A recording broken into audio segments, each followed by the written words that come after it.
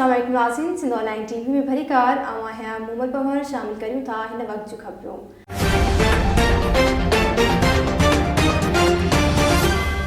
मीरपुर खास में इरीगेशन खाते में आपाशी अमलदारन ऐं ज़िले इंतजामिया पारां मुबैना नौकरियों पैसनि अवज़ विक्रो करण खिलाफ परमानंद फील्ड लेबर यूनियन नारा सर्कल जे सॾ ते यूनियन जे चेयरमैन नूर मोहम्मद मरी, गुलाम मुर्तज़ा लगारी, शौकत अली चांडियो, गुलाम मोहम्मद मरी, जावेद बलोच ऐं ॿियनि जी अॻुवाणी में डायरेक्टर नारा केनाल जे ऑफिस अॻियां धरणो हयो वियो।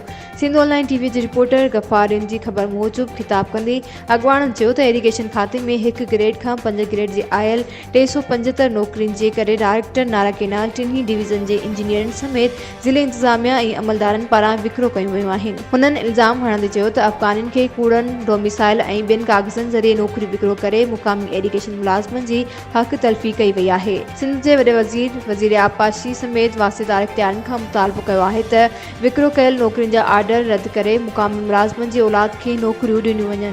वधीक ख़बरुनि जी अपडेट्स जे लाइ ॾिसंदा रहो सिंध ऑनलाइन टीवी।